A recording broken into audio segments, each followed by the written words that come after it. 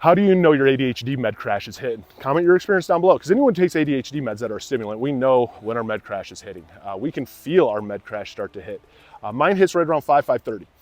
I can tell because if I'm doing content, for example, or I'm doing something that does require focus, it's like all of a sudden I'm like flexing my muscles trying to keep the focus is what it feels like, because I'm like flexing my brain on this to try and keep the focus till I finish it. And then it registers with me, okay, my ADHD meds are starting to wear off. I know the effects of my body. And this is something that's very common with a lot of people is your meds are going to, especially stimulant meds, in a sense, crash you. It's called the med crash. A reason that it does is that now your brain, whatever the med was, is not producing dopamine like it once was. The dopamine now shuts off.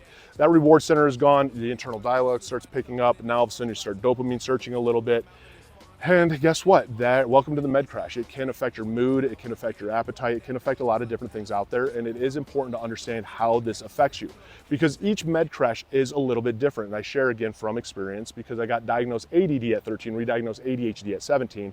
And the more that we share of what we've been through, the more that we can explain things just through lived experience. Like for me, Ritalin med crash was the worst, because how it lasted in my system wasn't very long, and when it dropped me, it wasn't like this starting to flex. It was like I felt like I got hit by a fucking baseball bat.